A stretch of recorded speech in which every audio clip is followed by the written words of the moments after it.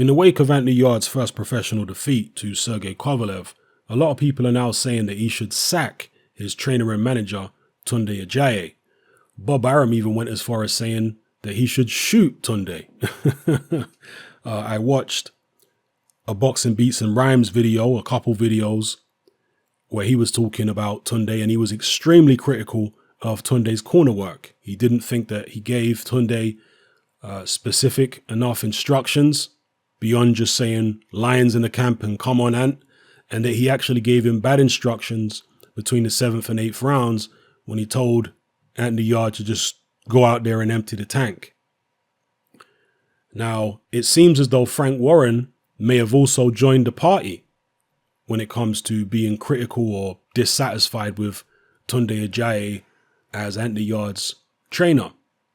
Because it says here that Frank Warren wants to have a proper grown-up conversation with Anthony Yarde and his trainer Tunde in the wake of Yarde's defeat to Kovalev. So there's a direct quote here from Frank Warren. It says, "We are going to sit down and have a proper grown-up conversation, and if people's feelings get hurt, then they get hurt. I want Anthony to get out in late November or December. He didn't get bashed up. He gassed out at the end, and that was the end of it. But he showed that he can compete at that level. That's what he had to prove going into the fight. He made a name for himself as a world-class fighter. You learn from it. The kid has natural ability. People were asking why didn't we wait for Anthony to have another 2 fights before putting him in with Kovalev. But the reality is that Kovalev wouldn't have been around in another 2 fights. This was the right time to get Kovalev. The other champions in the division are younger and hungrier." So interesting there from Frank Warren, right? Again, appears as though he wasn't particularly happy with Tunde Ajayi. I have to imagine it's Ajayi that he's going to be more critical of than Anthony Yarde, because Anthony Yarde is so inexperienced. I mean, you know, he's just following instructions from his trainer. And he's been managed as well by Tunde Ajayi. Now, as far as what Frank said about they had to take the Kovalev fight now because Kovalev wouldn't have been around or wouldn't have been available in another 2 fights, I think he's probably right about that, which is what I alluded to in previous videos. You know, maybe they really had to take the Kovalev fight now because Kovalev's vulnerable, more vulnerable than the other champions. And that's certainly something I've said in other videos. So me and Frank Warren are definitely on the same page in terms of Kovalev being more vulnerable than the other champions. But getting on to Tunde Ajayi's role within the Anthony Yarde camp, he actually has 3 roles. So I finally got around to watching this video here because, as you guys know, I watched the ESPN version of this fight when I watched it live, and I really wasn't paying attention to what they said in the corner because I was, you know, with friends and whatnot, and we were talking. But as I say, this video here on the BT Sport Boxing channel shows what was said in the corner, not only by Tunde to Yarde, but also by Buddy McGirt to Kovalev. And I'll give you my thoughts on this a little bit later on in the video. But as I say, Tunde really has 3 roles within the Yarde team. His first role is as a trainer. His second role is as a manager. And his third role, which is an unofficial role, is as Anthony Yarde's publicist. Now, as far as his role as a publicist, I know they say no publicity is bad publicity, meaning that it's better to get negative press than no press at all. And that may be true to some extent, but when you end up losing, your fighter is going to get far more heavily criticized if you're drawing negative attention to yourselves than would have been the case if you've been drawing positive attention. Tunde, from the start of Anthony Yarde's career, more or less, has been extremely arrogant and cocky. He's been very dismissive of any criticism, not only of his training methods, but over his management of Anthony Yarde, the opponents he's picked. And Tunde has misled, he's attempted to mislead the public on numerous occasions in various interviews, especially during the time when Anthony Yarde's name was being linked with people like Hosea Burton, Joshua Buatsi, Callum Johnson, etc. You know, he said a lot of very disingenuous things, which I spoke about in several videos. And if Tunde hadn't been saying those disingenuous things, if he hadn't been so cocky, not only about his fight to Anthony Yarde, but also his own ability as a trainer, if he hadn't been so cocky and, just difficult in interviews, I strongly suspect that Anthony wouldn't be getting as much negativity in the wake of his loss to Kovalev as he is getting. Yeah. Tunde brings a lot of the negativity on to Team Yarde. Yeah, with the way he behaves. So again, no publicity is bad publicity, but it's Anthony Yarde who has to deal with the aftermath of that. Now, so overall, I would say Tunde as a publicist, an unofficial publicist for Anthony Yarde, he hasn't done a very good job. Now, his other role as a manager, he's got Anthony Yarde to 18-0 up until now, and obviously Yarde's just had his first loss in his 19th fight. Got him to 18-0, got him a big payday. So those are two pluses as a manager. But did he get Anthony as prepared as he could have got him by picking the right fights, the right opponents? Surely he could have put him in there against a Gabriel Campillo. I don't know. Who's that other southpaw who Sergey Kovalev fought? His surname, Blake Caparello, I believe his name is. I think that's what it is. Surely he could have put him in there with guys like that, or maybe an Isaac Chilemba, prior to going in there against Kovalev. So within his first 18 fights, he surely could have put him in there with someone on the level of those guys, and could have taken him the distance. He could have learned how to pace himself better. He could have learned how to manage the rounds better. That, as far as I'm concerned, is a failing on Tunde Ajayi's behalf. I had wondered why he was keeping Anthony Yarde away from anybody with a pulse. And it's even more baffling after the Kovalev fight, because Anthony Yarde can clearly take a shot. I know people are still talking about the jab that knocked him out. Listen, Nigel Benn was knocked out with a jab, right, against Michael Watson. Anthony Yarde was taking Kovalev's jab just fine through 10 rounds. But by the 11th, he was very, very tired. And a jab is all it took by that time. But, there's nothing wrong with the guy's chin. He's got a pretty damn decent chin from what I saw. So why was he so protected? Why was he kept fighting all these cab drivers and cream puffs when he could have been getting incrementally stepped up to an appropriate level, which would have prepared him better for the Kovalev fight, so he could have gone in there and maybe won the fight rather than just doing fairly well and getting stopped in the end. So, I wanted to give Tunde the benefit of the doubt by just saying the jury's out on his ability as a manager prior to the Kovalev fight. But after seeing the result, Tunde isn't the master genius in terms of his ability as a manager. Not at all. He fell short, and he fell, quite a way short in terms of his management. If, as I say, Yarde had been given more appropriate fights, I think we would have seen him do better in there against Kovalev. And again, that doesn't mean giving him more fights. It just means within that first 18, giving him some better fights. Then we move on to Tunde's ability as a trainer. Personally, I'm going to go against the grain a little bit here, because I think as a publicist and as a manager, it's been not a particularly good job by Tunde. But as a trainer, I think it's been mostly positive. Now, why do I say this? Yes, Anthony Yarde lost, but he was supposed to lose. He's a guy who had virtually no amateur fights in the grand scheme of things. No amateur fights of any real consequence. Just 12 of them at a low level.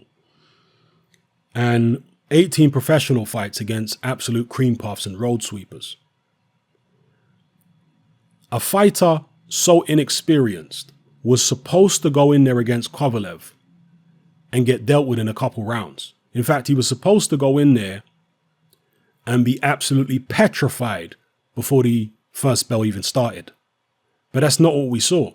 We saw a young man who was tremendously confident. And of course, I'm sure Anthony Yarde is a naturally confident person anyway.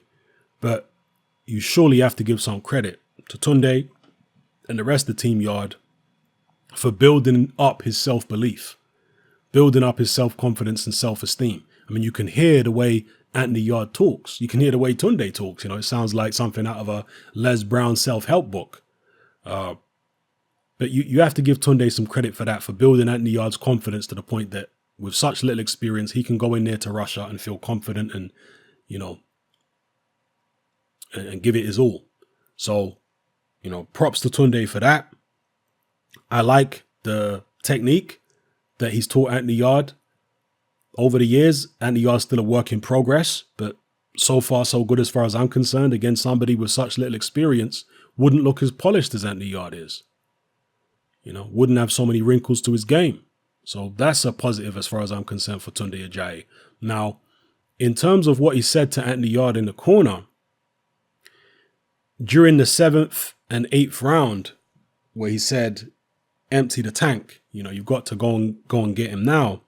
Maybe Tunde panicked a little bit because he is inexperienced at this level. Maybe a more experienced trainer would have suggested what Boxing Beats and Rhymes, for example, suggested, that Tunde should have kept calm and told him, okay, keep going to his body. The same thing that you did in the last round, do it in this round. Just keep going to his body. And then maybe if that didn't work and they didn't get the results that they wanted, then take a gamble later in the fight. Maybe an attempt for the 11th round. That's when you tell Anthony Yarde to empty the tank. So I take that criticism on board. I think that's pretty fair. But at the end of the day, even the greatest trainers in the world are going to make mistakes. Sometimes you're going to have to take a gamble and a gamble won't pay off. Whether it's a strategic gamble, whether it's, teaching your fighter a particular technique, sometimes you're going to take a gamble and it won't pay off. So that particular mistake, I don't think is indicative of Tunde Ajayi being a terrible trainer all round. I think it's mostly positive, to be honest with you. And as far as what he was saying between the other rounds, where he was talking about lions in the camp and come on, Ant. Again, Tunde is a slick talker at times, and he does waffle and talk a lot of rubbish in many interviews. But he answered the criticism about him saying lions in the camp by telling you that, or by saying that you don't pass the test by trying to revise during the test, or revise just before the test, excuse me. You learn how to pass the test with revision long before you take the test. So once you're in the test, it's all about motivation. It's not necessarily about, giving him these detailed and specific instructions, because we've already trained for what to do against Kovalev, and to be fair, he did give Anthony Yarde certain specific instructions, like, slipping and getting close and going to the body and all this kind of business. Again, I'm not going to say that there wasn't plenty of fault in what Tunde Ajayi did in between rounds, but I don't think it was as bad as some people are making it out to be. At the end of the day, as a trainer, you know your fighter. You know what he can and can't do. You know what he can and can't do against a certain opponent after a few rounds. Okay, this guy is too fast for my fighter to do this, or this fighter is too powerful for my fighter to do that, or he's too rangy for him to do. Do you know what I mean? You get a feel for what your fighter can and can't do in a certain fight. And so that is going to limit the advice you can give your fighter in between the rounds. So you have to take that into account. An inexperienced trainer at this level, and as I say, maybe he got a little too excited after that 7th and jumped the gun a little bit. But perhaps if Anthony Yarde hadn't jumped on Kovalev, he never would have got Kovalev in trouble at all during the fight. Maybe he would have gone the distance, survived the 12, but would never have had Kovalev nearly out. Maybe that gamble that Yarde took in the 8th was the closest he was ever going to get to winning the fight. I mean, we'll never know. It's all just speculation and, it's a hypothetical scenario at this point in terms of what would have happened if he had conserved his energy, just chipped away and maybe gone for it later in the fight. He wouldn't have had as much energy in the 11th round to have pushed as much as he did in the 8th. And some may say that Kovalev might not have either, but you never know what could have happened in the intervening rounds. So that's my take on it, people. As far as whether Yarde should get rid of Tunde, I actually think he should get rid of Tunde as a publicist, and that's an unofficial role anyway.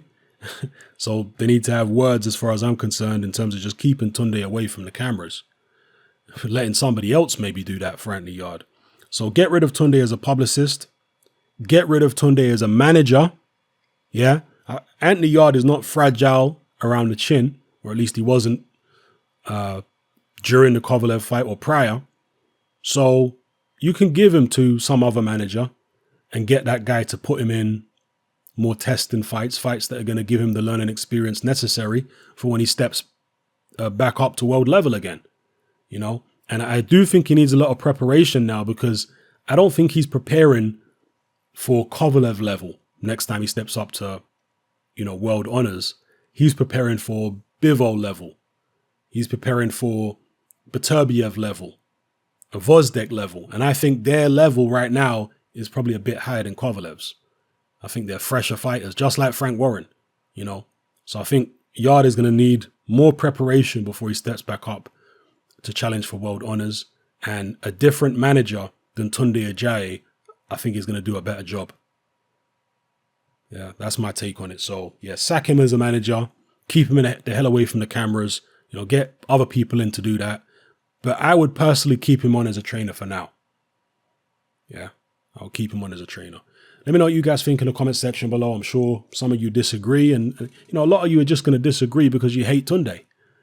I mean, particularly when it comes to British boxing fans, when they don't like someone's personality, they just want to trash them right the way across the board. They want to make out as though they're not good at anything that they do. They want to give them the minimum possible credit right the way across the board. Yeah, just because they don't like somebody's personality. I mean, that's not objective, right? I take the objective approach where, yes, there are certain things about Tunde that irritate the hell out of me. Okay? The nonsense that he talks in interviews is infuriating, which is why I actually stopped watching Tunde Ajayi interviews several months ago, prior to the Kovalev fight being signed. I couldn't even watch Tunde anymore because it was so irritating, the nonsense that was coming out of his mouth. But I didn't dismiss his ability as a manager. The jury was still out for me on his ability as a manager, and I didn't dismiss his ability as a trainer, you know? So for me, it wasn't this personal vendetta against Tunde because I find him annoying in front of camera. No, I wanted to wait and see. At the end of the day, the proof is in the pudding. Just because somebody's cocky and arrogant, it doesn't mean they ain't good at their job. Yeah, you have to wait and see. So that's what I'll say. Get rid of him as a manager and a publicist, but as a trainer, keep him on for now. I think he's done a good job so far. I saw Tim Bradley just in closing, and I think Andre Ward as well. And they did a very good job, by the way. The commentary that they did for the ESPN broadcast was good. But they talked about Anthony Yarde trying to emulate Mayweather too much with his style, the shoulder roll and all that, saying that he should come away from that and build his own style. Well, I agree, but I don't think he needs to completely revamp what he's doing. I just think he needs to add to it. I think Anthony Yarde has got a pretty solid base. Yeah. Again, with such a little experience, doing that well is unusual. Not only is it impressive, it's unusual. So, yeah, that's my take. Let me know what you guys think in the comment section below. It's happening them out. Join me on Patreon. I upload a minimum of 2 podcasts every single week, covering a wide variety of controversial topics, as well as live stream Q&A sessions. Take a look on screen right now at some of the podcasts I've produced so far. For just $3 a month, the equivalent of about £2 a month, you get access to all my new podcasts and my entire back catalogue of past podcasts, including my popular Confessions of a Nightclub Bouncer series. You can listen on your computer or on your smartphone or tablet by downloading the Patreon app from the Google Play Store or the App Store for free. The Patreon app also allows you to download each podcast in MP3. For less than the price of a cup of coffee, you get access to dozens of hours of exclusive content. It's easy to sign up, there's no contract, and you can cancel at any time. So come and join our community of free and critical thinkers by signing up with me here on Patreon today.